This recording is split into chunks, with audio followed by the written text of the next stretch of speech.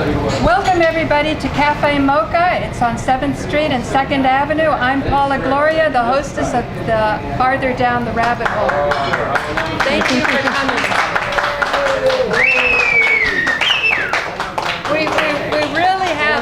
We really have high consciousness here tonight, and some of these people I hope to have on shows in the future, because my show is all about community, and in order to keep community together, we really need to have an understanding of our spiritual connection. So spirituality needs to be protected. We need good politics, we need good constitutions, we need good people to be watching the government that we created to protect our rights. And this shows real spirituality and liberation, enlightenment, is about rising out of bondage, rising out of addiction, rising out of slavery.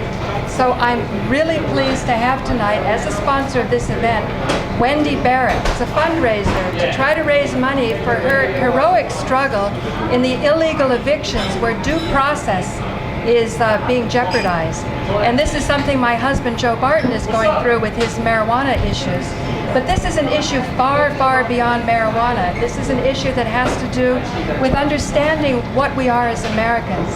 So I'm very pleased to introduce Wendy Barrett, and she's going to explain what she has been through, and we're going to be following her progress on this show. And we hope to be having more of these physical gatherings in physical businesses that are trying to make a living, and they create our culture.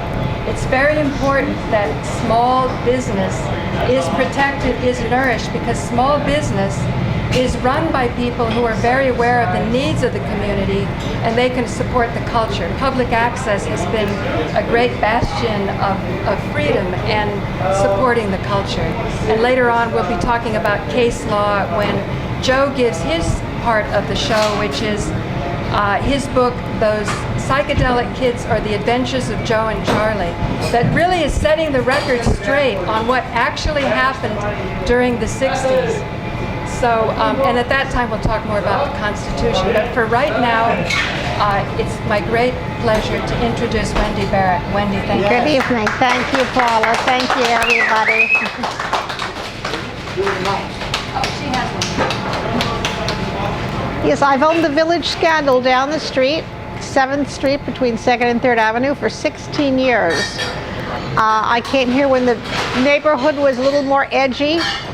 And over the last 16 years, particularly in the last 8 years or so, we've lost the culture in the neighborhood.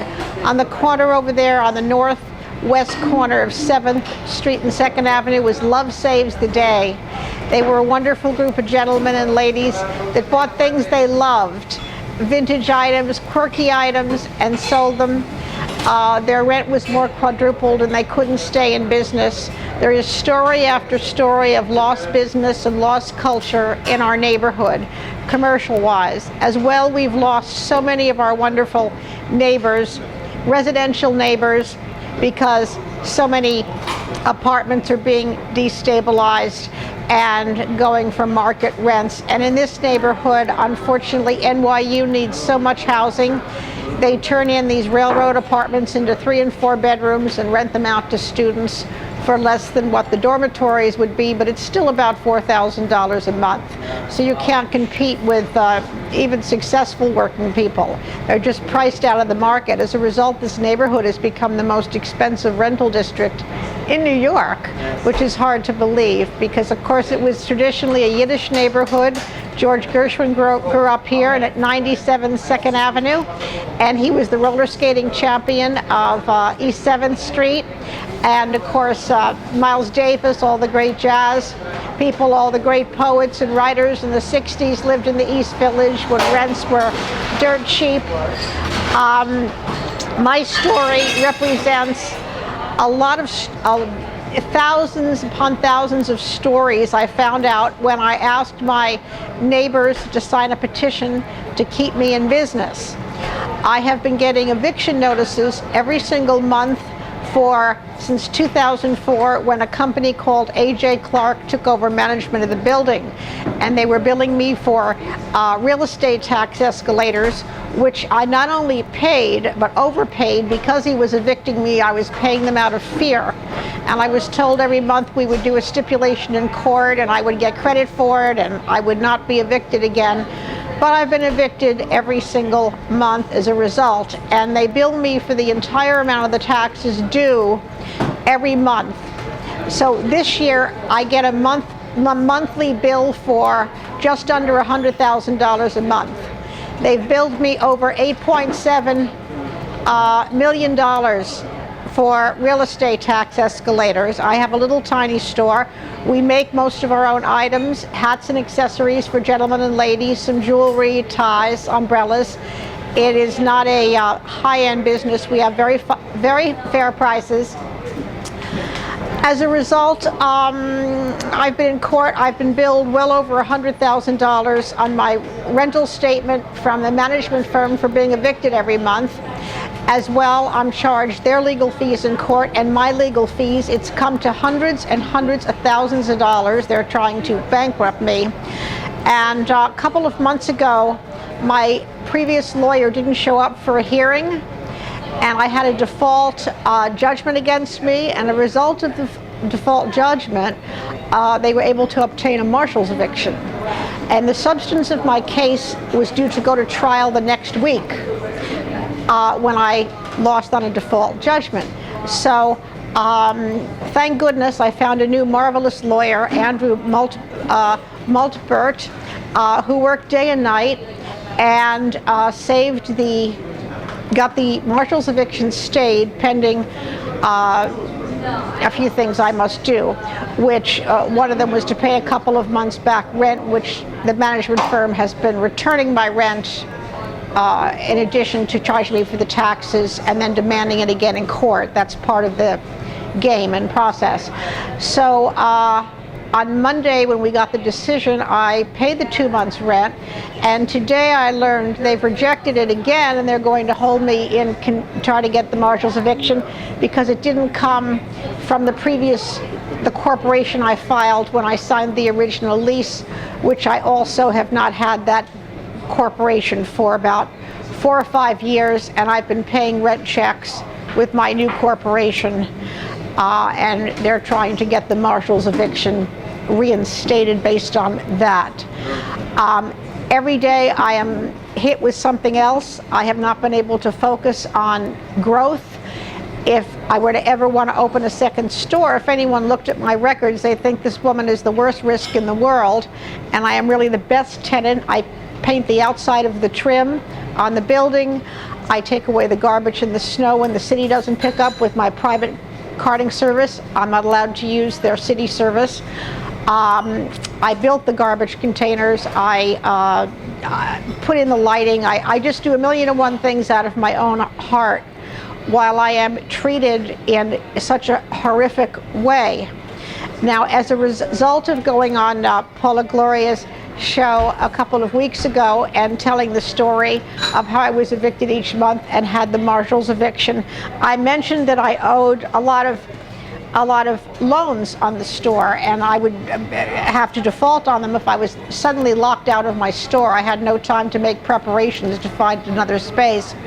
And sure enough, the day after I won the state of the eviction, pending certain performances, I am being sued by the World Trade Center Small Business Development Recovery Fund.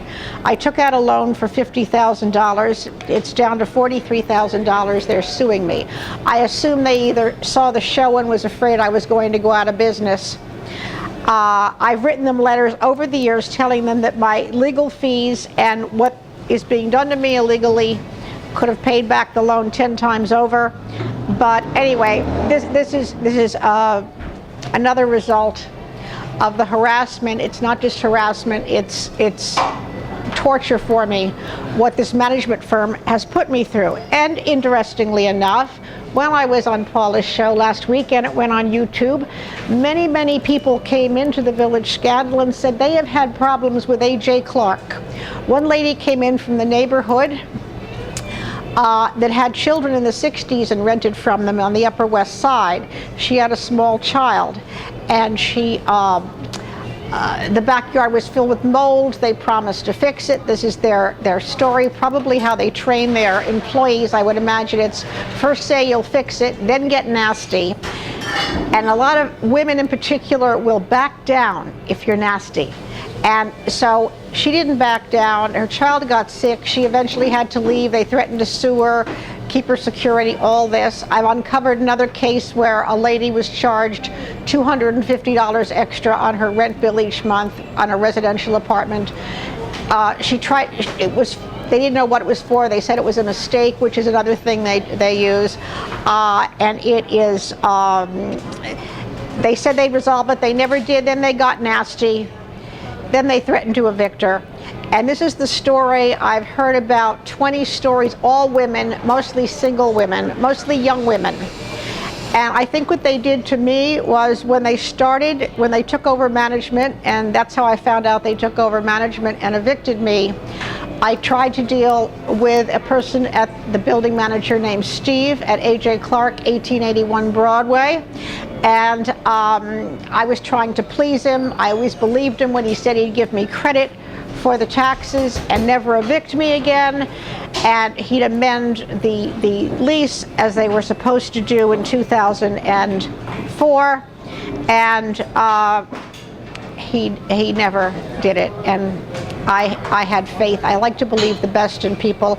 I brought my cousin in a couple of years ago, who's been in real estate for 35 years in a very high fiduciary and responsible position for the state of New York, and oversees billions of dollars. And she wrote in her affidavit for court that she had never known a real estate firm in her nearly 40-year history that both practices and encourages corruption. They promise you everything. They didn't even return her calls. That's not done. These people need to not be able to hurt anybody, and most of all, the building is owned by one or two dentists. One of the dentists is Mark Raymer. He's a lovely man, and I knew if he knew what was being done to me, he would put an end to it. Absolutely. My blood pressure, since this happened, I got my marshal's eviction on the week of this week. My blood pressure was 208 over 112. 199 over 110. You know, it is harassment just for the sake of harassment. I'm more than happy to pay the rent. Not only pay the rent, I offered to pay more rent and do a fair tax share, which I was promised, which is called pro rata. Pro rata is based, the percentage of the raised taxes you paid is based on the percentage of the floor space you occupy in a building. In my case, I occupy 8% of the building. The taxes should be 8%, which I was promised in 2004. I'm more than happy, as I say, to even pay more base rent and the 8%. I'm more than happy to keep doing all the jobs I've done for the building, although I'd like to be reimbursed for damages done to my building for hiring contractors that weren't licensed, and I had many floods. But my story, I'm not alone. The city council must adopt some kind of limits on rents for small businesses under, let's say, 50 million a year, whatever dollar they pick or whatever size they pick, to keep the flavor of the neighborhoods, as well as keeping, of course, rent stabilized residential laws in effect. Otherwise, we're going to become a city of the rich. It's going to be homogenous. Already, you know, Disney has taken over Broadway. There's going to be no reason to visit the different neighborhoods. It's just a crime, and every time I take a walk, another one of my favorite businesses is gone, and it happens to be the most lovely people, the people that are always cleaning the sidewalk and doing extra things and planting, and we're community activists. We must be rewarded for giving to our city instead of being, you know, penalized and subject to these, you know, really untenable laws in tenant-landlord court, particularly in the commercial division. There's no protection whatsoever. It's just about collecting money and evicting people. And there's really almost no chance to win, even though I had a trial scheduled for May 4th and couldn't wait to present all my cashier's checks that I paid for taxes. I was never able to do that because they got the marshal's eviction. I'm hoping to get into court to do that, but it just seems an impossible task. I also want to tell everybody that in every lease, and this is not just commercial and it is residential too, there is a clause in there that says nothing said verbally can be relied on. So when you're signing a lease, even if you have a lawyer with you, the lawyer can't say, this looks pretty average. No, you must know each item per item. It must be written down. Subletting, anything. Otherwise, they are not held to it. That's why A.J. Clark tells you the world verbally, and then of course reneges on all of it because they know it's not legally binding. This is for all leases. I'm not a lawyer, but I've learned a heck of a lot, and I've been up against the best of the lawyers, and I've been through 3 lawyers in this past year. The first 2, well, anyway, the second one was the one that caused the marshal's eviction to happen, which was really quite negligent. So that's my story. I need support. I'm offering, if you buy a gift certificate for $100 or $25, I'll give you 50% more. Spend it yourself or give it as a gift. I need financial support. I also, out of this, have realized what we need is an ethical real estate management company, and I want to start a company called Ethical Management. I already have some highly ethical people on board. The priests from across the street, the Ukrainian church, may come on board. They will be the most ethical people. And I believe in most cases that you can solve a problem with a tenant harmoniously. If they need to be evicted after everything else is exhausted, fine, but you don't evict illegally because you want to just make more money.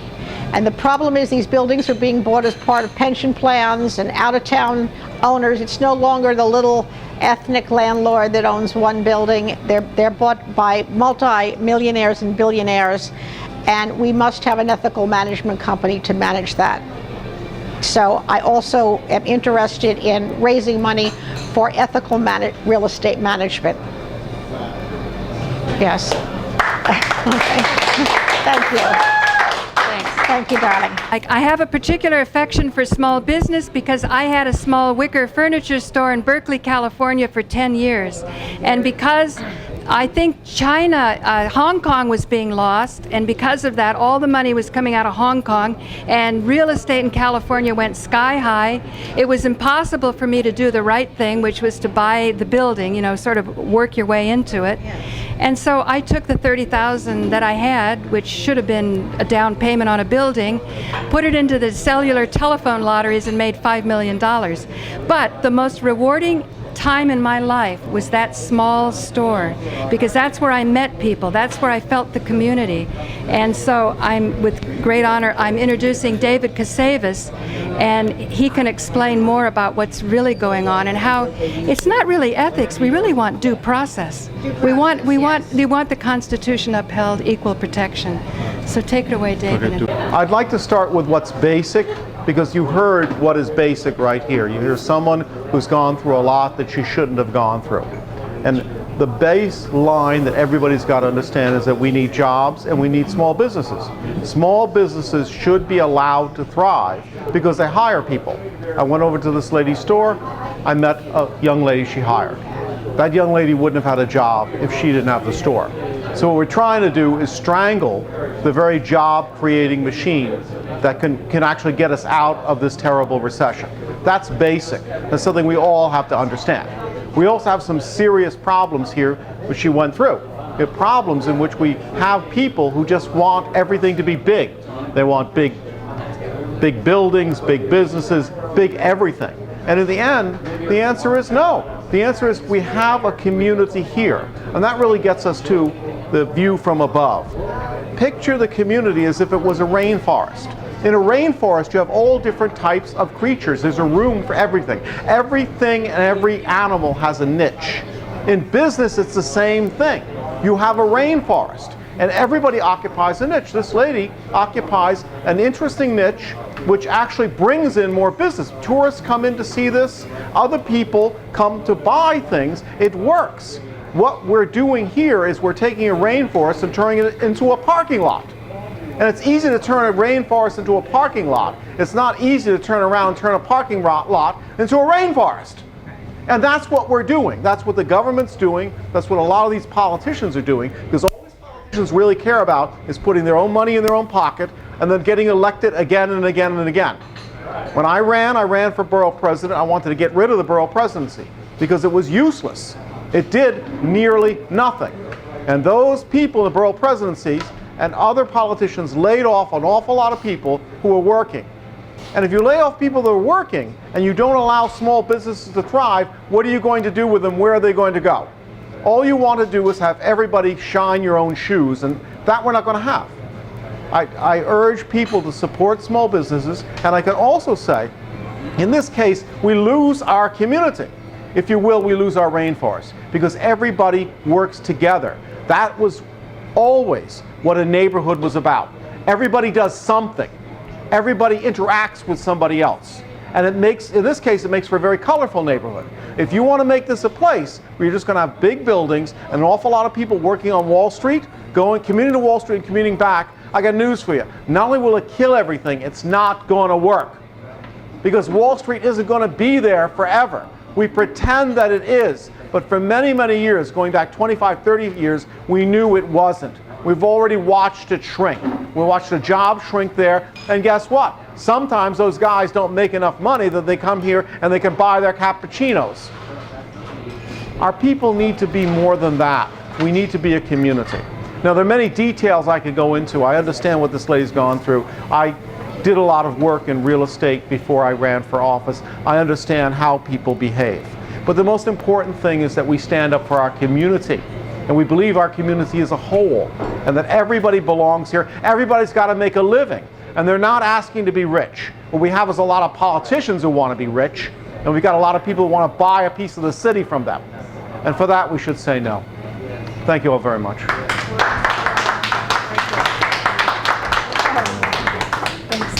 Thank you, David.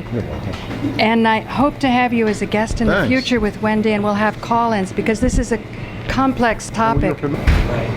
Thank you, David. I really appreciate you making those comments, and I look forward to having you and Wendy as guests. Perhaps we can have a panel, because this is such a deep topic.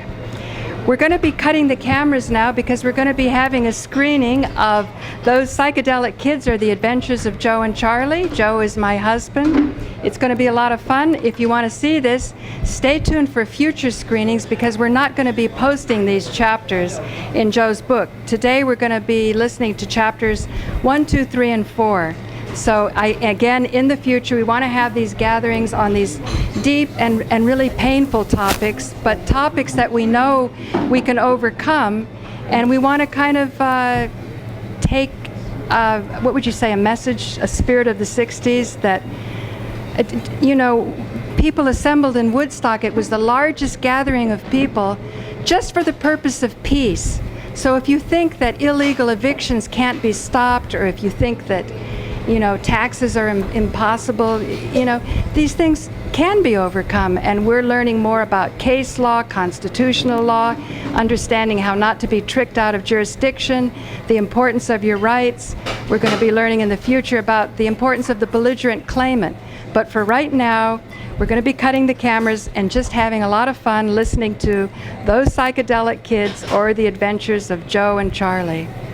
Thank you. Okay, so now I'm going to introduce my husband, Joe Barton. He's going to talk about what the purpose is of this book, and what is the purpose of setting the record straight about what was going on in the 60s. So,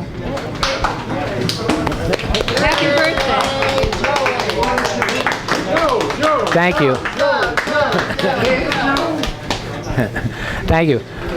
I wrote this book. I'm doing this book because so much lies have been told. The government has told everybody, made everybody think that anyone who takes drugs is a bad person. So I just wanted to try to set the record straight. Anyway, pretty much the government has controlled what people think, or most people don't know what happened in the 60s unless they lived it. And a lot of the people who lived it, if you really lived it, it's hard to remember what happened. Yeah. But I don't want to talk a lot. I'm not really good in front of a big crowd of people. I'm a one-on-one person. But we're going to go to chapter 2. Thank you. No, first we're going to have the cake, aren't we? Yes. Oh. We're going to have the cake. You're going to like the cake, Joe. Okay, thank you. Yes. This is Wendy. Everybody should support Wendy's fight. And that's something we should all do. Everybody should start standing up more and fighting in court. You know, we need to bring the Constitution back into strength, and only we the people can make the Constitution strong again. The self-policing in the legal profession, that's got to be fixed. So you got judges waiting for you. Right, right. What we're wanting to do in the future is have gatherings like this, have chapters in the future, because there's amazing stories. It was a real eye-opener for me as Joe's story advances. But we want to intersperse it with understanding our Constitution, because all of the amendments are important, and some real magic happens in court, and magic is starting to happen for Joe, and we hope to show those wins that will blaze the trail. But in illegal evictions, the commercial thing, the management company, the problem, we're hoping Wendy Barrett will be this person that will lead the way and do what others of us have. We kind of thought maybe the problem will go away. But it doesn't go away. We have to stand up for our rights. We should learn how not to be tricked out of giving them up. We have to become the belligerent claimant. And we have to be belligerent, because if our rights weren't being violated, why be belligerent? But if they are being violated, you can't just go along with it and say everything's fine and dandy, because people are strained right now. They're barely making their rent. They're facing evictions. It's happening so much. But as Wendy pointed out, we're also going to lose the culture. If you overturn case law, if you get tricked out of jurisdiction, you can't hook up to the greatness of what this country is about. I mean, that's how I see it. I agree. Let's have the cake in chapter 2. Thank you. That's working. I didn't hear any difference. It's to the camera.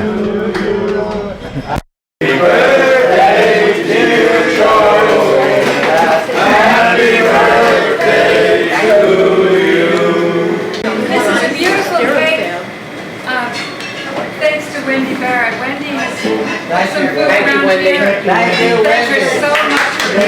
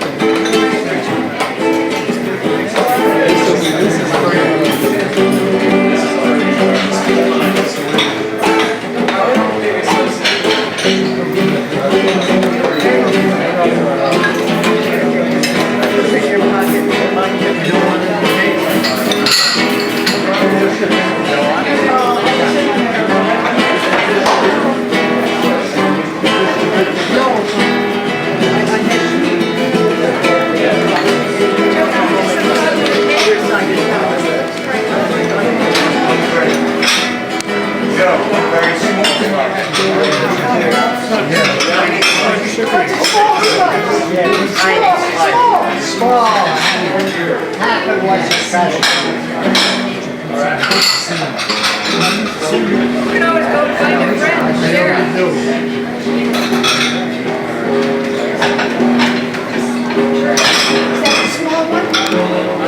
Is that too? Half that size shoved in? Give it to someone else. Here, I'm gonna. Here, Sean.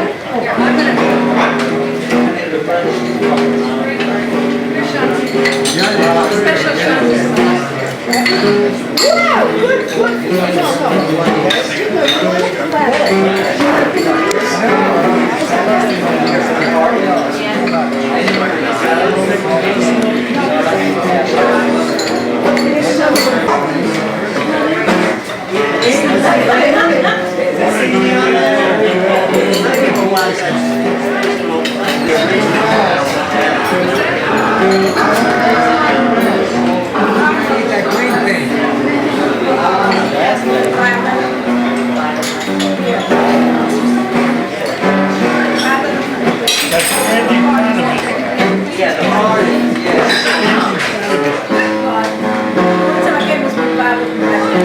Come anytime. This woman watches M&N day and night, Joe. She knows all of us. Happy birthday. Thank you. Yes.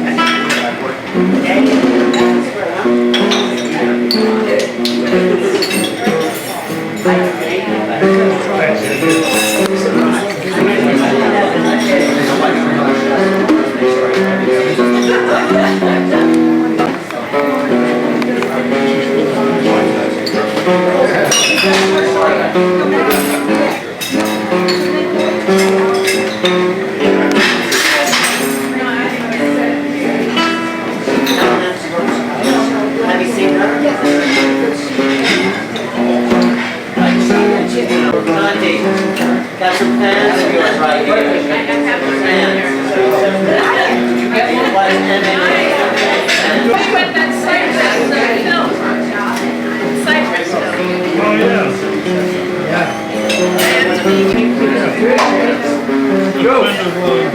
Joe! Mangia, pasta. Remember there's a How's everyone doing?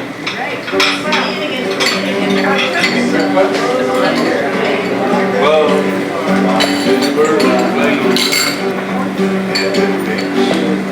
no fireworks.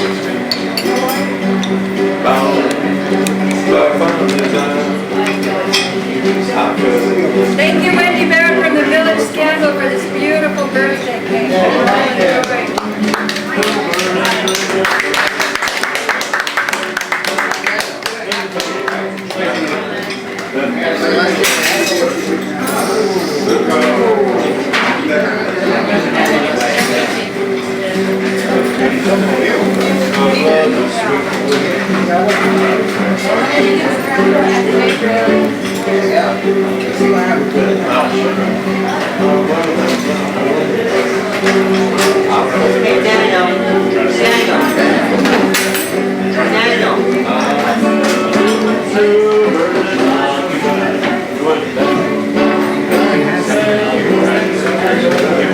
I gave you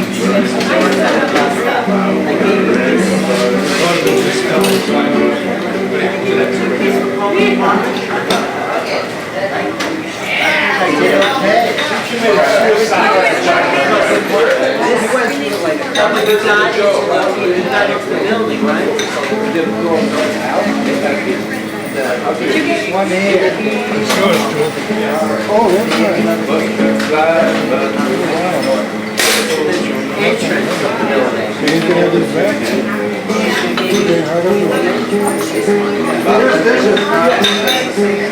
No, it's not the same. I never used it. I think it came in. Right, but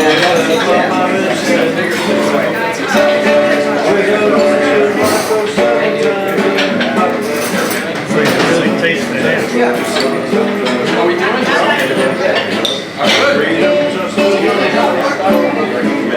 the second video? yeah.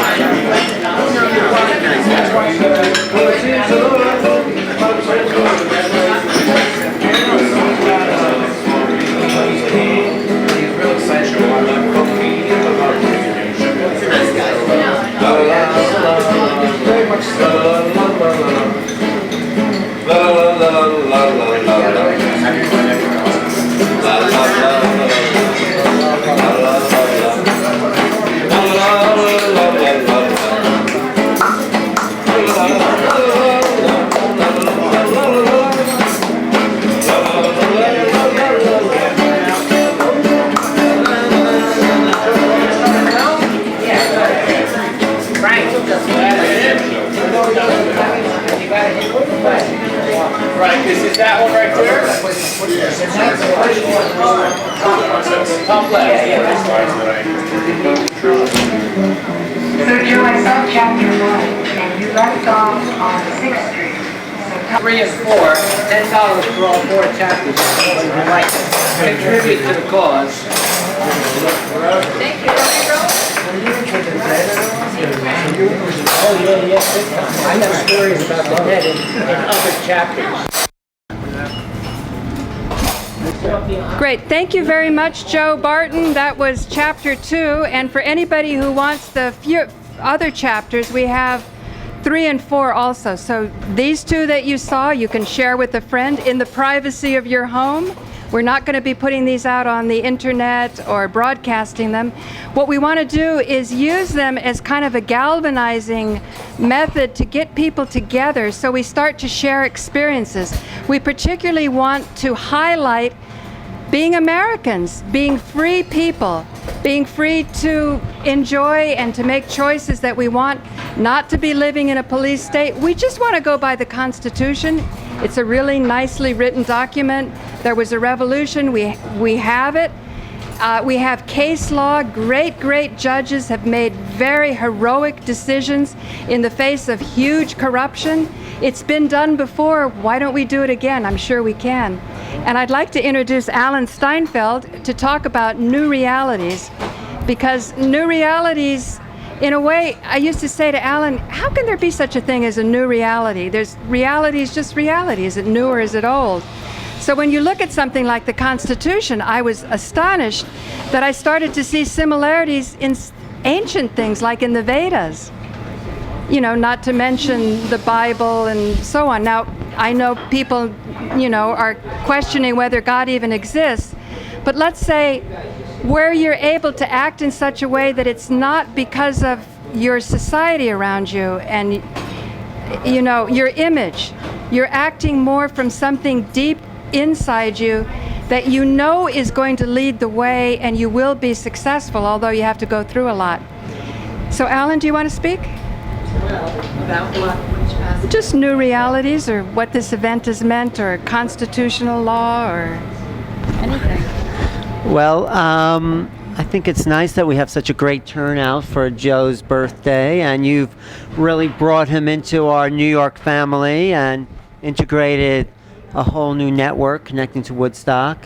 But you can see with the chapters, he was New York family before. Yes, he was new. Yes, he was. So, I think what Joe and Paula are trying to do is an awareness of a new way of living, a new reality in essence to all of us as citizens, to take back our rights as citizens, and to be free to do what the Constitution really says, which is freedom of speech, freedom to be who you are. And as we move into a sort of a universal culture, a kind of culture that's beyond borders because of the internet and other technologies, I think that freedom is more important, and it's a kind of we can be an example of what that's like to the rest of the world without being too patriotic or dogmatic about that. But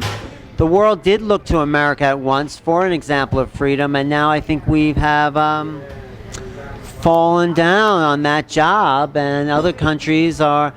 But the whole idea of countries is just ridiculous in general. So I think the new reality is no borders, universal freedom of speech for everybody, the end of slavery, the end of war, the end of imperialism and dogma, and the beginning of freedom on the level of the common human being. I think that's the most important thing. So thanks for inviting me, Paula. Thank you, Alan.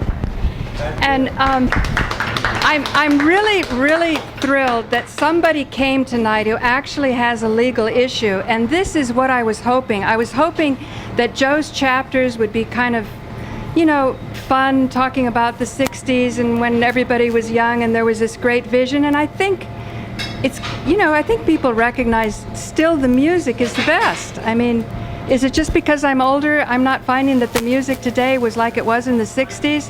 When I was in high school, you just dreamed, you just soared, you just knew it would be a better world. And later on in the future chapters, Joe talks about how this culture was breaking down all the barriers, the religious barriers, the racial barriers. He said you could be in Washington Square Park with blacks here and Chicanos here, and everybody was getting along because they had this experience of this universal consciousness. And I think that's something, my husband is a marijuana activist for 40 years, but he has been fighting for the religious use of marijuana. That's even beyond the medical use. Obviously, when you're in tune with your purpose of why you're here, then the body follows. Then there's great health. It all comes about. I'm wondering if you can share with us your story? And maybe Wendy can comment on it too. Okay, Frank is going to say something before you speak. Hi. But come and sit here. In a nutshell, It is great the energy. problem is out of control capitalism and greed. When CEOs can make off like bandits and outsource, and that's traitorism, and it's just ridiculous. I think it's a moral crime to be a billionaire, and especially being a multi-billionaire. So when is enough enough? So it's great to have money and freedom and truth and justice for all, but when we live in a country that gives carte blanche to this kind of criminality, obviously the gangsters are running the ship. Thank you, Frank. Thank you for coming, and thank you for participating in the meals here at Cafe Mocha. And I want to thank Cafe Mocha and Wendy Barrett for making this space available so that we can meet together. And I'm hoping that we can do this at least once a month. We can go through the future chapters, but what I also am excited about, I want to go over more court wins, people who are winning in court. In order to learn about this, I'm spending hours and hours on the internet. I'm listening to people from all parts of the country. I think as New Yorkers, we get a little arrogant. We think we're so sophisticated and we know it all. But when you start hearing these guys with these accents that I used to judge, and they're winning in court. They're winning their farms back. They're showing the banks were doing fraud. They're understanding how the fraud was done. It's really exciting. There's a lady named Angela Stark out of Los Angeles who's got an internet show, and sometimes she's got 200 people listening with rapt attention, all taking notes. And one of these guys that was fighting for the foreclosures, which by the way are really forfeitures, it's really a tax thing. I mean, did you know that when you got your mortgage, you thought you were getting a loan from the bank? That was paid in full from your own account. And that account was set up when the country went bankrupt and it reorganized and the gold was lost. We became the collateral. We have different aspects of this, and we're going to be learning more. But the exciting thing is Angela Stark has real people on her show. And once this lady called up, she was very elderly. She was losing her place. You could see she didn't really have the ability to learn all this herself, but she had the courage to listen to the radio show, because it goes on for hours, and to call and to frame her question. Now, the expert was too overloaded. He couldn't take on another case, but somebody else was listening, and he wanted to practice for his own foreclosure, so he went and helped this older lady, and he discovered that the judges were totally happy to go along with it. It's just that you have to do it legally. You have to understand due process. You have to understand equal protection. It's one thing to say, oh, phooey on being a billionaire, but it's another thing to say, are these judges acting correctly? It's another thing in the appeals court. Joe now has his case in the New York appeals, and we found out that the transcripts are being altered. What use is it to have an appeal if the transcripts are being altered? But we have so many other ways to show that it's not only, you don't need to legalize marijuana. You don't even actually have to repeal it, because it never actually came into law. It's just that as these established institutions come about and the media sways us, we begin to believe it. And I think that's the exciting thing about Joe's chapters, to see young people just being free, having fun, discovering things. When I first heard it was in Central Park, I had the camera on Joe, and this was a restricted story, so he wasn't sure he wanted to give it for public access, but he told the story that you just saw now when he went catatonic I think it was what, 2 or 3 days? 3 days. 3 days, catatonic. So meanwhile, I'm hearing these guys in Denver are taking cancer people, and they're going catatonic sometimes for 10 days, but they emerge with no cancer. Now this is something we need to pay attention, and this is something that's really tough because we've got doctors, we've got scientists, everybody is trading this knowledge kind of under the table. We need to come out.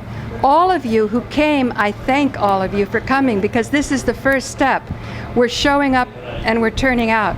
And so now I want to introduce somebody who's going to tell us her story, and then maybe Wendy can put her thinking cap on, or Joe, and we can sort of see if we can put this into Perspective? yeah, into use. What's your name? Sansonia. Sansonia. Hi. My story is, without going too far deep, I feel like I'm being railroaded by a multi-million-dollar corporation, and I feel like I'm being bullied into giving something that I paid for, that I own, that I have the rights to, and they want me to relinquish my rights, which would then be an admission of guilt, as though I did something wrong to them to hurt their financial gains.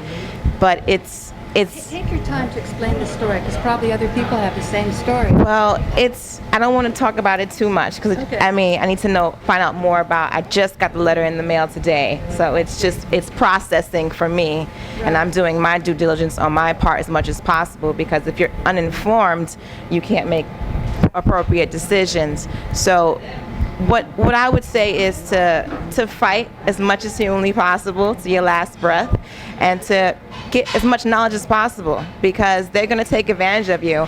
And when they do it to one person, then they're going to do it to 2 people, and then it turns to 4, and it turns to 8, and it becomes like a multiplication table versus the individual. And then people accept it as accepted behavior. Exactly, and then we all become cattle. Right. So that's the moral to the story. Thank you. Thank you. Thank you. And Joe, Joe, I want you to say one thing about understanding the Webster's and the Black's Law Dictionary. This is a very important trick, and pay attention to this. It's simple. Okay, this is something a lot of people don't know, and they don't tell you. When you go into court, and they're trying to put charges on you, the judge will always say, "Do you understand the charges against you?" When he's saying, "Do you understand the charges against you?" he's not using the understand that we all know from Webster's dictionary. In law, if you look in Black's Law Dictionary, when the judge says, "Do you understand the charges against you?" what he's really saying is, "Do you stand under these charges?" If you say yes, then the trial automatically goes on. If you say, "No, I do not understand these charges. What am I doing here? By what authority do you have to bring me here?" Now that causes a problem for them, because the only way they can put you in jail or fine you is when you concede jurisdiction. If you never concede jurisdiction under the kind of laws that we have today, it's not a constitutional court. It's all the courts that we have in this country are now incorporated. They're commercial courts. And the only way that they can prosecute you in a commercial court is by your agreement. And only they trick you. They use a lot of different tricks to try to get jurisdiction over you. If you say, "I do not accept any of this, I don't stand under the charges," they can't take you to court. Can they charge you with contempt of court? No, they can't charge you with contempt. As long as you say, "I don't understand the charges against me, how am I here?" they have to prove to you that they have jurisdiction over You you. may not know what jurisdiction means. Constitution, explain. Right. Now, under the Constitution, we the people are sovereigns. As long as you assert your sovereignty, they don't have any authority over you. They don't have jurisdiction over you. The minute you plead guilty or you accept the charges, if you say, "Yes, I understand," you've now given them authority over you. Even pleading not guilty. It's such a trick. Joe, even pleading not guilty. Right. Even pleading not guilty. If you go into court and plead not guilty, you've now put in a plea, so now the case is going to go on. If you say, no, I'm not going to plea, I have proved that you have jurisdiction over me first. Then they have to try, show me the crime, prove that it's a crime, show me how you have authority constitutionally. Always argue the Constitution, because all the courts today are incorporated and they're under the Uniform Commercial Code. You tell them, I don't stand under the Uniform Commercial Code, I want to be in a constitutional court. And that jams them up. Thank you, have a good night.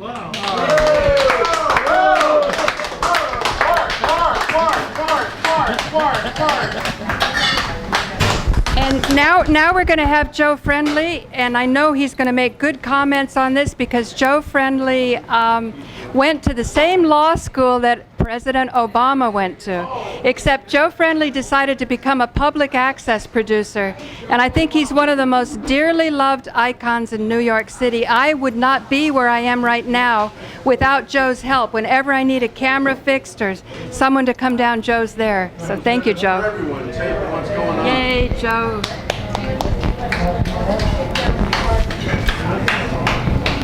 How's it sound there, Frank? Sounds good? Sounds good. This was a good cake. Yes. Chocolate, oh, such chocolate. It's not chocolate, it's hair. And now getting down to it, the idea is this here, a new reality. I looked up reality when I was studying, finishing up college and studying anthropology and how the different cultures had different ideas about reality. And there are different meanings of the word reality if you look it up into the dictionary.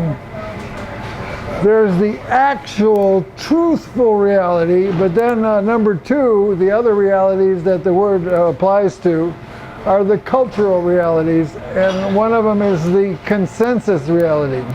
So we're living in a system of reality in terms of consensus reality controlled by the commercial media primarily, and that culture we can condemn as corrupt, wrong, evil. Uncle Sam is a big bully. I wear that on my cap. Uncle Sam is a big bully. And I have another cap that says, let's replace our corrupt government. And I took that cap and I was showing around in the post office, and the people working in the post office got a kick out of it, and they went through the slot into all the staff, and then they're all going, yeah, our government should be replaced. It is corrupt. They can see it quite clearly, but people can't imagine how we can do that.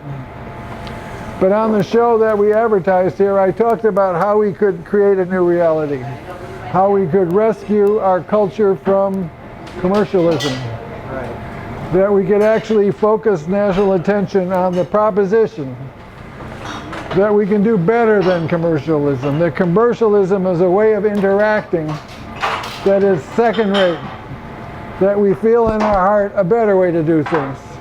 From the heart, the conscience clear. And the boss says, hey, come on, you got to do a little selling, or you're not going to, you got to push around corporate policies that don't feel right, or get out of here. So, in terms of saving our culture, I am hopeful that finally we can see the lie for what it is and say none of the above, no thank you. Or the language I put it in yesterday on the show was we ceremoniously withdraw our consent from a corrupt government out loud, publicly. No violence, just sorry, you guys are a corrupt criminal enterprise. And instead, we're going to attach the powers of government, our allegiance to who? That's the question. So I came up with a list. Anybody remember any of the names on the list? Amy Goodman, Tom Hartman, Ralph Nader, Michael Moore. We could come up with a group, like if we were in Egypt right now and we're riding in the street and the TV says, all right, so if you win your revolution, what do you want to make happen? Let's go right for that point and articulate what an appropriate government would be, and then we'll create, as Alan Steinfeld once said, a new reality. Thank you. So that's the shtick. I think marijuana can be a tool to creating this new reality, because when you smoke the marijuana, the cultural con game pales, and you have the authority of your own natural senses. So well, my idea about that moment when they say, how do you plead? If we're talking marijuana, you say, Your Honor, the law I don't have to plead to because I'm challenging the law is unconstitutional. The legal language is I'm demurring to the constitutional, on constitutional grounds, I'm demurring to this pleading. Explain demur. And so the whole word is, demur is like that, but in French, demur means none of the above. I'm not doing it. You got to do something different. I want a hearing on constitutionality. What's your argument for constitutionality? Fundamental, constitutionally protected individual human rights are at stake. Such as the right of freedom of thought. Freedom of thought. Does marijuana help freedom of thought? That's the question. When you smoke a little, like they've been asking. In fact, let me jump to a different point, because I think this is the point I was going to say. I forgot, didn't you remember? I knew you had it in you. Here it is. I watched on Channel 5 today. They were talking about legalizing marijuana. They're bringing it around. The establishment is finally saying, well, if they're doing it medically in California, people are noticing that, hey, it isn't so bad, Marijuana is about waking up. Is that true? We've just been saying that. It's waking up. The government doesn't want us to wake up. No. So the point is They don't want us to do anything they don't get a percentage of. They are extortionists. I think it's broader. I think I'm talking about reality. I'm talking about the consensual reality being upset, a new blip, boing, people see the manipulation of the culture. With marijuana, you get hip to the manipulation. We have to be very clever and use our artistic power, the powers of reason, whatever we can come up with, to help the legalization of marijuana lead to the marijuana being used in an optimal way along the lines of rejecting an evil, rotten system, being able to see that and going for the good one. I'm saying it's a way for you to see the truth. Yes. Is marijuana good for truth? Yes. And there is a truth to be faced that we're living a big lie, that the people who have power shouldn't have the power. Now we're going to have Joe Friendly, and I know he's going to make good comments on this because Joe Friendly went to the same law school that President Obama went to, except Joe Friendly decided to become a public access producer, and I think he's one of the most dearly loved icons in New York City. I would not be where I am right now without Joe's help. Whenever I need a camera fixed or someone to come down, Joe's there. So thank you, Joe. Yay, Joe.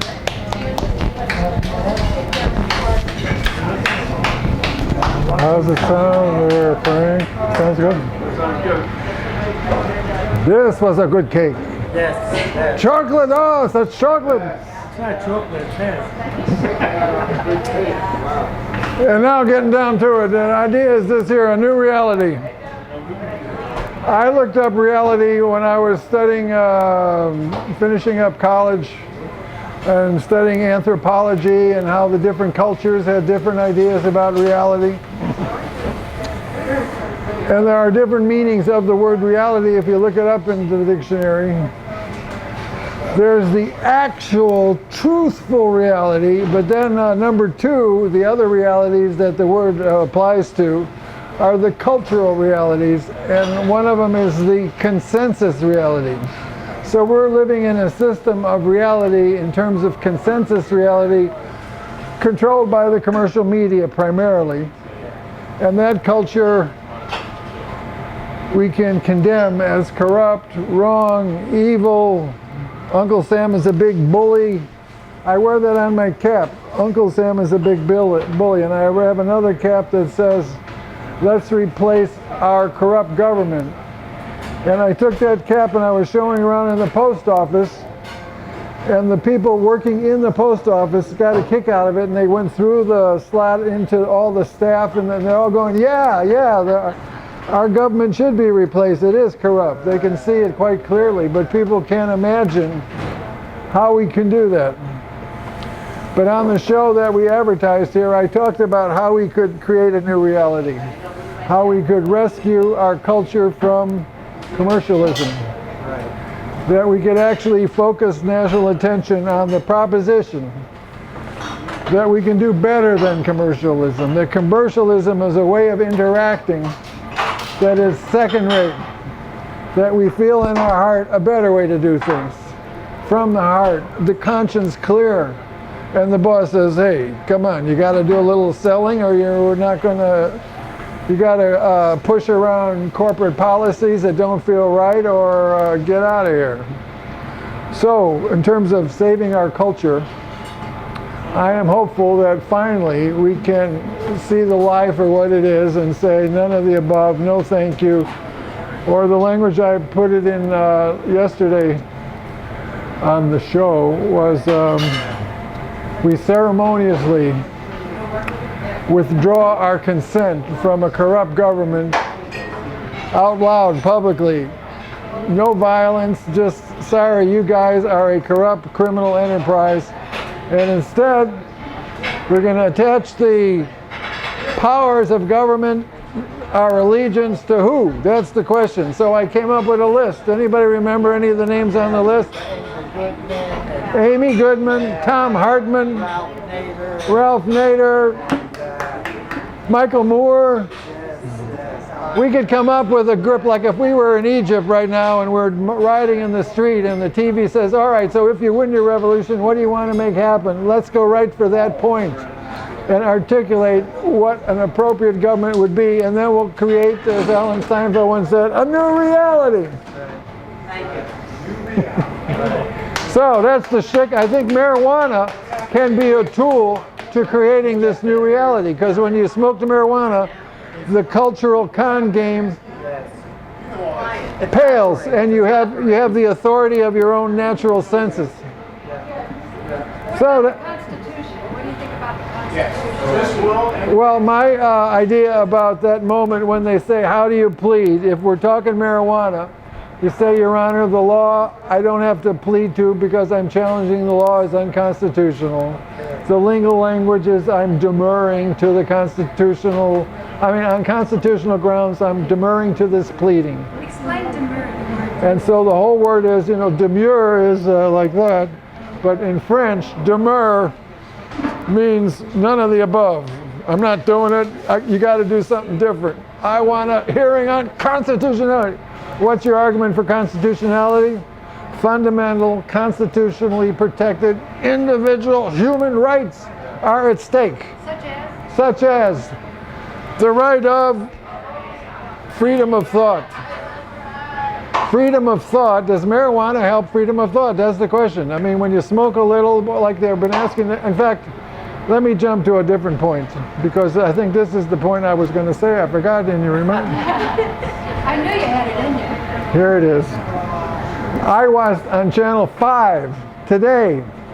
They were talking about legalizing marijuana. They're bringing it around. The establishment is finally saying, well, if they're doing it medically in California, people are noticing that, hey, it isn't so bad, Marijuana is about waking up.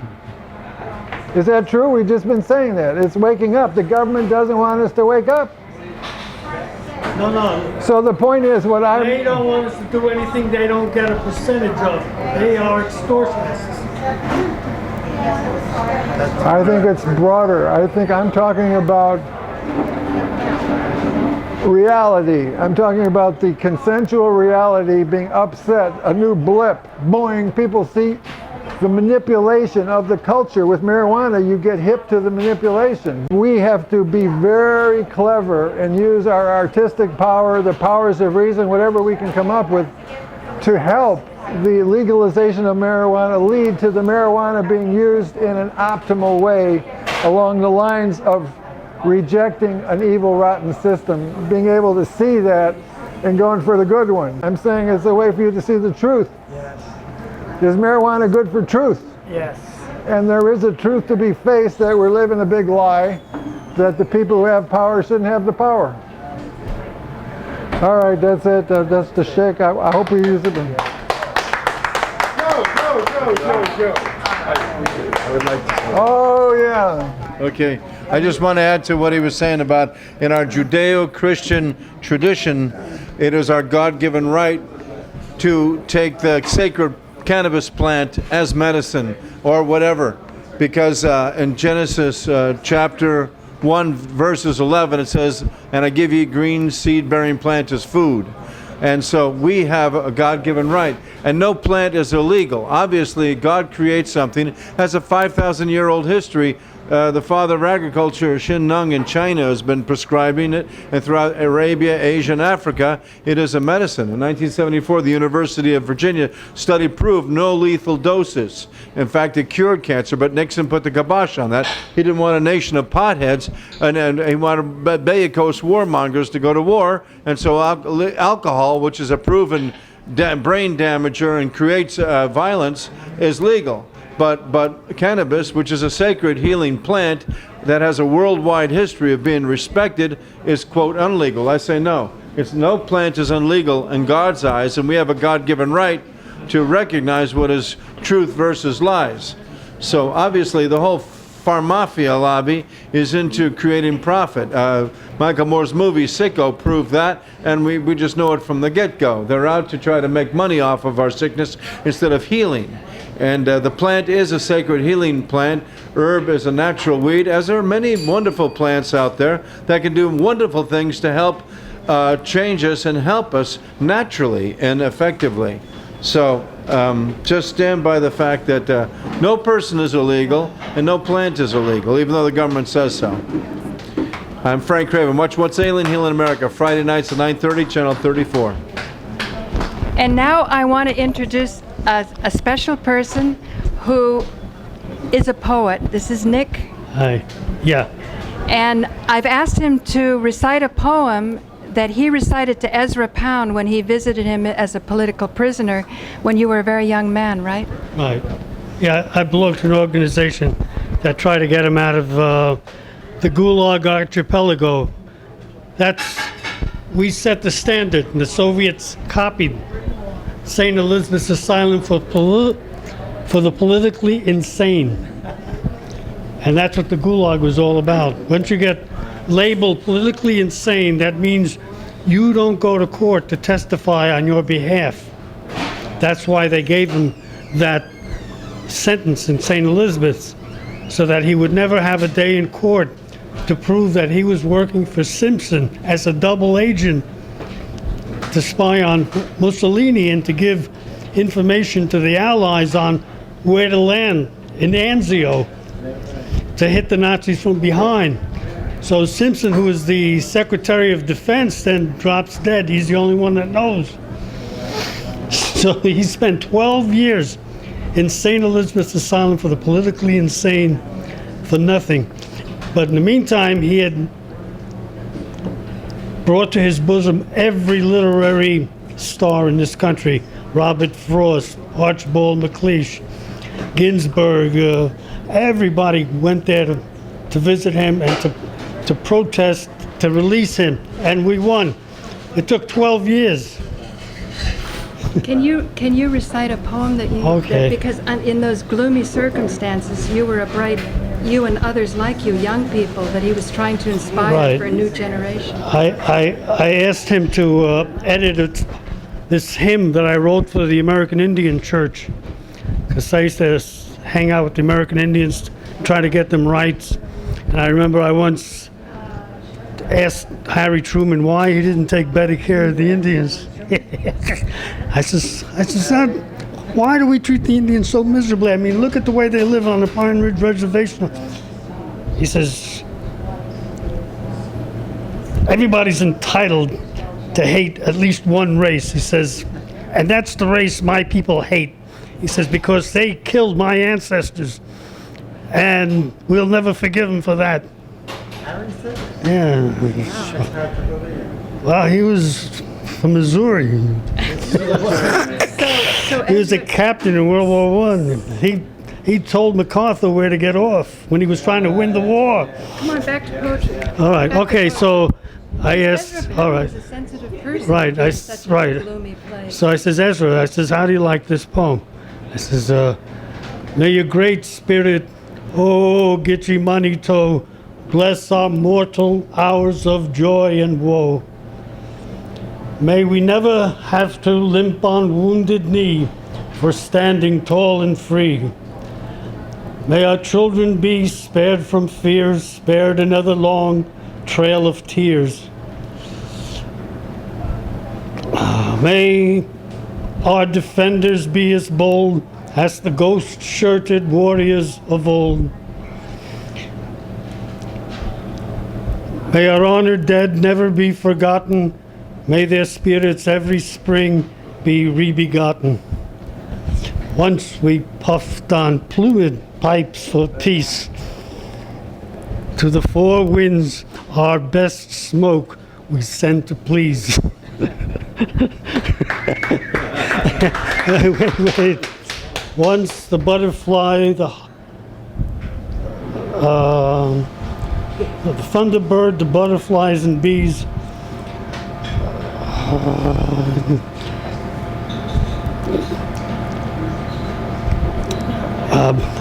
Oh yeah, sang for rain under thunder-blasted trees. Once blue-eyed cornfields grew long gold tresses, pollinated gently by the four winds' caresses. Once masked kachinas danced with immortal serpents before our painted tents as we chanted our prayers. I got that messed up. And then once the moon, the morning star and sun forgave us for the tears we make run from Gitchy Manito's all-seeing eye, watching us from his cloud-faced sky. And the American Indians made that part of their hymn. It was accepted by Bishop William Marcellus, otherwise known as Chief Bearheart. He's a Creek Indian. And I asked him once, hey, what does a Creek do when he meets a Greek? And I expect him to say opening a restaurant. He says, they write a hymn. So he gave me mescaline during the Holy Communion. He said, you sit in the circle, it's mountainside, and the congregation was sitting there doing their mescaline, and that's where the words came. And he said, did you see any visions? I says, yeah. I says, I came out in Central Park after being in the subway, and I saw my 5-year-old niece holding on to this claw of this huge polar bear. And he says, and a child shall lead you. So I says, then my niece jumped up and she went, hey, there's my Uncle Nick. And I shook paws at the bear, and he said, you have to dance for this bear every week. He says, every Sunday, otherwise you will not be under his protection. Well, anyway, this poem is dedicated to you. Your beauty weaves my destiny across the shuttling loom of Lady Love's endless tapestry. With the help of the three Fate sisters, Lady Love seeks out her most glamorous threads to portray your image fair. She seeks out threads hued with iridescent hope to portray my pining heart. The three Fate sisters spin, weave, and cut patterns out of time. They knit the living to the dead. Tick-tocking cuckoo clocks, ticking metronomes, count out our mortal hours woven on the woof, weft, and weave of Lady Love's endless tapestry. Kiss the bride. Thank you. Thank you. Thank you. That was unexpected part. But Nick, tell me, what did Ezra think about the American Indians? And what do you think about mescaline? I thought he wasn't into altering consciousness. Oh, are you kidding? He was It's probably a drinker, right? he was like Jung. He was interested in all cultures. He was very humanitarian. He was labeled an anti-Semite, and yet his best friends were two Jews, Ginsburg and that doctor from New Jersey, Ezra Pound. Ezra Pound. Right. Well, of course, he wrote about the bankers and how they were going to do this country. And he influenced Eustace Mullins. So the Rockefellers were Jews? No. Here's one of my viewers. He's shy. Just glad to be here. What did you learn from the evening? Because you were too shy to even call me up. It's true, yes, but I'm so glad to be here because it's very warm and very friendly. Yeah. I might add, and it's nice to be among people like the people that are here. Yeah. So bless you all, and hopefully we get to see each other again. Yes. Thank you. Thank you very much, Paula. Thank you. Thank you. Can I tell a joke? Yeah, tell a joke. Yeah, because that's the thing. We want to have happy and fun along with all the... This one is about the Niagara Falls nursing home for senile delinquents. So this old guy comes up to this old girl and he says, "Hey, honey, how about you and me making whoopee?" And she says, "Go on, you old fart." She says, "You couldn't get it up if your life depended on it." He says, "Well, why don't we watch TV together?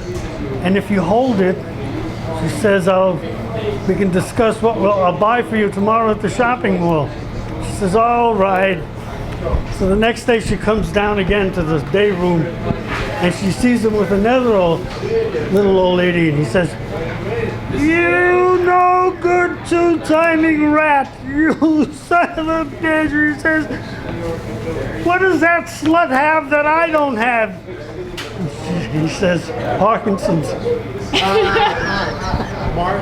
Parkinson's. But actually, that's a joke, but I'm realizing as I'm studying more, different scientists and doctors and watching, we have some tremendous potential in our bodies. If THC is in mother's milk, and if we now live in a police state that is putting kids on probation and doing pee testing, even if they're only giving them a $100 ticket, and they're starting off their young life with less THC, and THC is stored in the fat cells, because keep in mind, alcohol gets out of your body in 24 hours. I think cocaine and heroin in 3 days.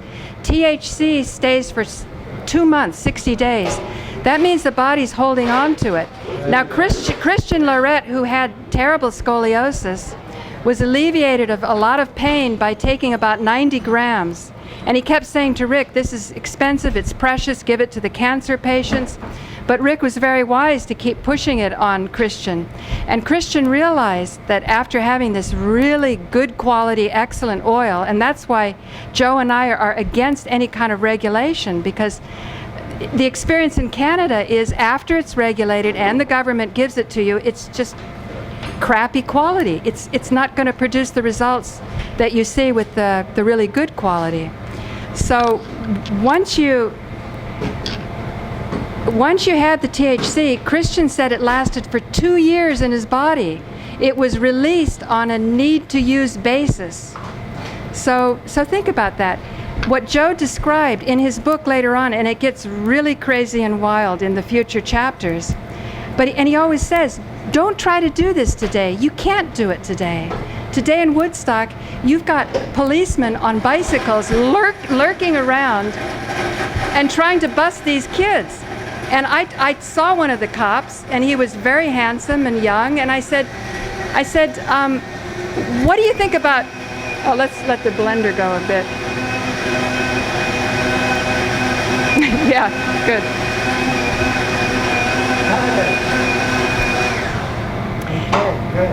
I told this very kind of gung-ho, attractive cop on a bicycle, I said, what do you think about the fact that marijuana's on Schedule 1 and heroin's on Schedule 2, meaning that Schedule 1 is the most dangerous? This guy went into shock. So that means our policemen aren't getting the right information, or at least a lot of them aren't. So if you think about it, the sad thing is kids can't be as free today. That's the point. There's so many rules and regulations. But the good thing is, it's just like that beautiful poem that we heard from Nick about people who have died for this Constitution. For those of us who understand how to use it, and thanks to Constitution Man, Joe and I, we listen to him at half speed as we're transcribing everything down. And as you get the flow of the case law, you see, it was just like Dorothy in The Wizard of Oz with the ruby slippers. It just takes a will to click your slippers and claim your freedom. You have to stand up. The Constitution is there, at least for now.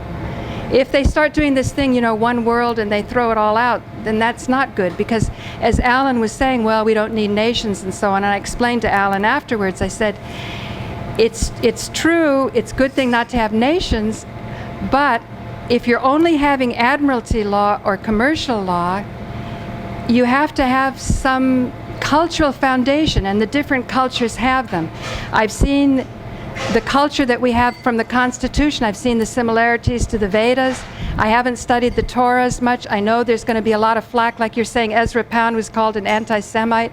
Right now on the internet, there's a big push to kind of dump the Bible, and you have all kinds of versions. Is Israel good or bad? I mean, Joe told it, talking about how he was getting hash from this rabbi, and he didn't feel good about the fighting that was going on in the Middle East, but on the other hand, he understood the Jews were in bad shape too. But what if people came together in a culture? What if they sat down? Because, I heard this in Cyprus.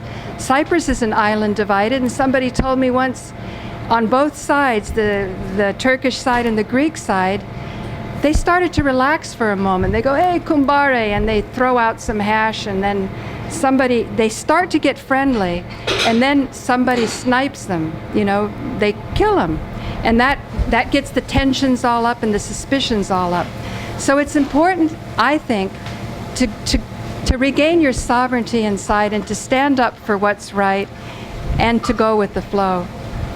So does anyone else have anything to add on that, or should we shut the cameras down? Joe, do you have any final thoughts? Yeah.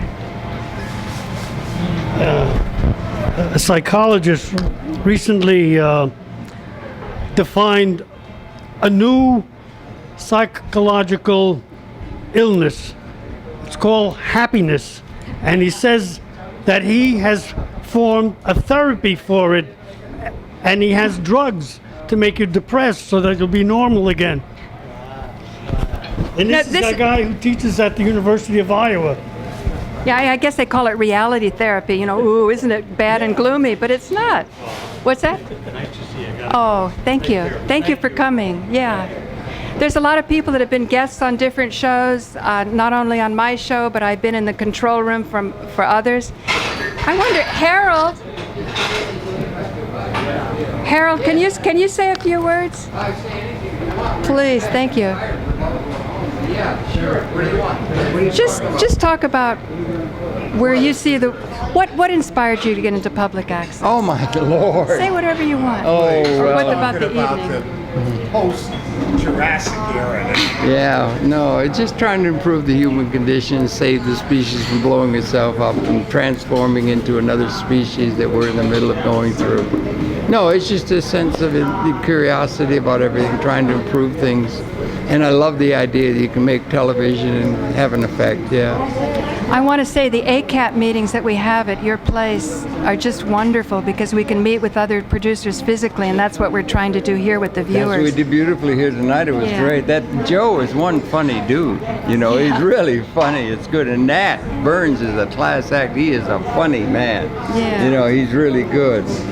So I don't know. I'm a little tired, but anyway, this is a great part. We want to get more into constitutional How long law are you in town? also. Yes, and you guys, you're doing. So we're going to do this again. We'll get into the later chapters and get kind of wild and crazy. I think that's a great idea. Come and say a word, Maggie. Say a word. You want to say a word? Maggie just fell down. She's got her face. She looked like a ghoul What happened, a few Maggie? days ago. I was walking Humphrey and tripped. Oh my goodness. Fell down and crashed. I wanted to just go like this. But you picked yourself up and the show must go on. Absolutely. Squirting blood and bruised faces, no problem. How's everything? It's good. What I'm hoping to do with this is to get people together and enjoy the hilarious chapters of Joe's story when they were young in the commune, and then get to the serious stuff about the Constitution. So that's what we're hoping to gain. Any words for Eminem? Yes. We are in desperate need of Here, let me get your good side, okay? No, the country is in dire need of active, intelligent, concerned citizens who understand that in order to have a constitutional democracy, they must participate, right, understand the Constitution, and support it, right, above all else. It's our linchpin to our freedom, and it takes courage to be able to stand up under a fuselage of people that would beat us down into submission so that we forget that we are not slaves to the Constitution. The Constitution is our freedom. Right, right. And now your dad was a judge in California. Did he tell you these things? Or not specifically. My father imparted to all of his children a great love and respect for the law. Right. He also showed us that some laws are not necessarily just, but in order to keep order, they must be obeyed until such time as the laws can be changed and or reinterpreted to the fairness of what the particular statute and law was intended to be. I wish I could talk to your dad, but I know he's passed on, right? Yes, he has. Have you looked at some of the case law that Constitution Man has brought out? Because he could have done it legally, I think. The flow of how you can't take a right, convert it into a privilege, and then charge for it. Gosh. That kind of stuff. That is license to steal. Yeah. Whether it's the Constitution understood that. Very much so. Right. Because the Constitution was written by our founding fathers who came from all different walks of life. Primarily, of course, they were white Christian men. Right. And landholders. And landholders, property holders. But their vision could be extended to more. But they had not necessarily started that way, because the people who came to America came here for freedom. Freedom from British tyranny. And religious freedom. Religious. 30 years war back in Europe was endless war. It's getting to be like that here. And the faith of the people that came here, the religious faith, was very strong. It was greater than any belief they had in government, which of course had disappointed them. Yeah. Had enslaved them, had confined them, had bonded them. And religion was a way of freedom for them. But were the framers of the Constitution ever bonded? They were never indentured. You said all walks of life. I think that's some of the gripe. When people complain about the Constitution, they say it wasn't written by people who were poor, and yet equal protection and maybe compared to the king they were poor, and you were running. I mean, that cake wasn't good. What did you think of this evening? Oh, it was delicious. No, it was different. It was different. And I like the idea of the real diversity in the collection that we had here tonight. It was very nice. It was older people, younger people, right? Different races. It was good. It was very good. I could see some of the younger people kind of paying attention when we went into the legal stuff, because that's very useful for them to know. Actually, I was going to start to interview a couple of the people who are working here, because they really listened. Yeah, I know. I could They tell. really listened. Because they never heard anything like this before. Right. I mean, but you we're know. eminent producers, so we kind of used to new Yes, thoughts, right? absolutely. Well, I think. Go on, Dawn. What did you think of the guy who recited the poem from Ezra Pound? Well, as a matter of fact, I was warned he was in no condition to recite, but I thought he was very soulful. I commented. I spoke to him. Oh, you did? I said, I really enjoyed you. I did. I went up to him, and he was pleased, and he could have been taking over. I mean, once you got him started, Right. I could see he was, because he got up 3 times. Well, I'm trying to get into this anti-Semitism issue, and I thought here we are right at the source of a real culture that clarifies a lot of misunderstandings that divide people, and that's my hope for local businesses sponsoring these types of events. Cafe Mocha, Wendy Barrett from the Village Scandal. I would like to see more of these evenings. They're very good idea. I think what I might do, though, is not too many chapters, just one at a time? Yeah, exactly, because... well, the first chapter we could hardly hear. That was a problem. That's for sure. So then do some talking so that you can get the people to start to interact. The only thing is you've already heard the chapters, and a lot of people have no clue really what happened during the 60s. You know, it was about the culture. But there are so many stories or anecdotes that he's delivering on each chapter. It's not just usually one thing. Yeah. And well, what I liked about the Hells Angels was it emphasizes the Second Amendment, because the First Amendment of religious freedom, freedom for speech, has to be protected. So if you've got a rogue element, a rogue government coming in, and they start taking over the police, and the police don't operate with warrants and due process, pretty soon you don't have any First Amendment. So that's, in a place like New York, the Second Amendment is very sensitive. Joe and I don't have guns, but we're glad that private citizens do. You know, well, and in New York, everybody wants to take away guns, and yet they grumble about the government at the same time. People don't trust the pharmaceuticals, but then they want regulation when they get in their pot groups. So that, you know. Okay, I'm listening with great interest to the fact that there are so many different reactions that people have. I mean, I'm listening to you about Second Amendment, and I'm saying to my... Yeah, go on. I want Maggie on Second Amendment. You want to come here because your dad was a judge in the Constitution? Yeah. And then we're going to hear from Wendy. How much time do we have, Joe?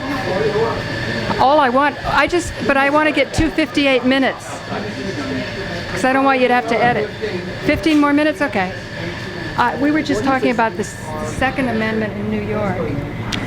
Well, I wanted to say I was listening to what you had just said about you don't have any guns personally, but you do approve of the idea that people have it because there's also the military. I started to react. Right. Because I really... You don't like guns? No, I don't. Right. I mean, I think the whole armaments thing has gotten out of hand. Well, it's okay not to have guns if you've got the police operating under the Constitution, but if they're not operating the Constitution, then it's whoever has the most guns. And if you've got the most people, I mean, what do you think about that? Did you hear her talking about her dad who was a judge and the Constitution? Because if you throw out the Second Amendment, it doesn't hang together. Well, actually, the way I interpret the Second Amendment, which is the right to bear arms, I have a different take on it. Because when this amendment was written back in the late 1700s, the availability of something called a firearm was very rare. They were handmade. Not everybody had them, but for me, that's not what that amendment meant. For me, it meant the right to protect yourself, the right to bear arms, which is whether it's with a cudgel or a sword or your fist, it is there to be able to protect yourself against powers that be. Right. And if it graduates with different types of weaponry in the terms of armaments, that's something else. But it is your right to be able to defend yourself, even if it is your arm, your bodily arm and fist that you raise in order to protect yourself. And nobody can deny you that right to protect yourself, to bear your arm against somebody who is going to harm you. Right. Yeah, that is my interpretation. I've even seen some deep legal explanations saying that false arrest is so bad that if it's really clear that your right has been violated, you can protect yourself up until death if you have to kill somebody to protect yourself. I mean, it's a grisly thing to have to think about, but it makes you think how important search warrants are, how important due process is, and certainly equal protection, because the rich guy can hire all the guns he wants. But also there's something that's rare in terms of the right to bear arms. And they talk about the lethalness of that which you use to protect yourself. And for instance, a prize fighter who is a pugilist and his weapon is his fists and his arms, if he kills somebody in a barroom brawl, designated as a lethal weapon because he is a professional at destroying a person with his arms. Maybe that's what martial arts is all about, which is also a spiritual practice. Staying in shape. Well, we want to flex their muscles with the Constitution. That's the belligerent claimant. Do you feel like... But the greater and broader meaning of the Second Amendment to me is the right to defend yourself. Wendy, what do you think about the right to defend yourself with the Constitution? Well, personally, I don't think we do have the right to bear arms. I think that we have the right to bear harmony and love, and I think it was misconstrued. So you don't agree that the Second Amendment should be there? No. So you trust the police? No, I don't trust the police. I don't think anybody should have arms, such as in England and some other countries. I think we don't need arms. Did you hear what Joe? I couldn't hear all of it. Joe, do you want to come in? Because she wasn't talking about it as arms in the conventional sense of use. I mean, she broadened it considerably because from the arm on. Right to protect yourself. The right to protect yourself. Okay, that's all. Basically. But I understand your point and I accept it without any difficulty. I think what they did in England is wonderful, and they have less than 5 handgun murders a year there. You know, so it's Joe, obviously I know works. Strong comments on this. The right to bear arms with that chapter about hippies with machine guns. Remember that part of it? Oh, I support the American people's rights to bear arms, because if the American people aren't armed and only the police have guns, then we live in a true police state with no protection. But Paul always wants me to talk about the Constitution. But I would like to tell all the viewers out there, they should go to Paula Gloria's website on YouTube. And I know a little about the Constitution, not enough to really give advice, more than the average person, but you should check out Constitution Man, Kick-Ass Constitution Man on Paula Gloria's website, and you should also check out Gene Keating. All Americans should really learn the law, because it's your rights that you got to protect. And also Thank you. Angela Stark's internet show. Yes, and also Angela Stark's internet show. Tell them how to get there. I think it's myprivateaudio.com. I think you should educate everybody. Once a week, have a class. Well, this is why I really want to thank Wendy Barrett of the Village Scandal, because this has been my dream for a long time, to have local business really participate in the quality of media that's coming out. And I mean, you know, we got a poet that recited to Ezra Pound himself in St. Elizabeth's Hospital. Thank you, Wendy. You made it happen. Pleasure. Repeat those names again of who the sites. It's on Paula Gloria's website. But actually, you can just Google. There's the Constitution Man. Kick-ass. It's I made it Kick-Ass. pick up in the search engine. It's Kick-Ass Constitution Man. Is that you, Joe? Yeah, No, that's not me. That's Carl Miller. He knows a lot more than me. I know more than the average person, but I learn a lot from him. Oh, okay, good. And the second one is Gene Keating. Jean. Okay. Keating, Keating. And I created playlists. I put 27 parts of Gene Keating's Orlando, Florida lectures together. And Kick-Ass Constitution Man is parts 1, 2, 3, and 4. Joe Friendly, do you have final words to say? And stick around, Shanti. You may have some comments on Joe's comments. I mean, this is my idea to get New York getting out and discussing. We have different ideas. Wendy's talking about the policemen in England that don't have guns. Yeah, I think no one's hearing. Yeah, so what are you thinking? I'm going to go back. I didn't really finish up about the demur at the pleading. If you demur, the grounds are that fundamental constitutionally protected individual human rights are at stake, and those were, I began to say, the right of freedom of thought. Oh yeah. In addition to freedom of thought, there's the right of liberty, freedom to act bounded only as harming the rights of others, or some logic to it. So anyhow, you show a bunch of rights. The right to pursue happiness, marijuana seems to help along those lines. Good sex, you know what I mean? Pursue happiness. So you can throw that in the judge's face. But what I like to say is that it only takes one, Judge. And how about liberty and freedom of thought? Okay, those two. That's enough for the burden to shift to the state. Can they now justify their law in the face of constitutionally protected rights? And you don't win then, but you do have a hearing whether the state can justify the law, that there's some reason. And I want to say, I was saying before that today on Channel 5, they had the head of the Drug Enforcement Agency, a woman named,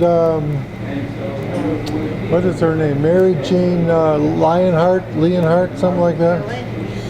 And she said, she was debating, she said, she's the one who recently claimed that there's a logic to it being on Schedule 1 because there's no medical benefit. And so the other side was saying, come on, obviously there's medical benefit. And she said, anything that you have to smoke, we're up front saying couldn't be of medical benefit. That was her argument. Oh my goodness. And I thought that was pretty raw.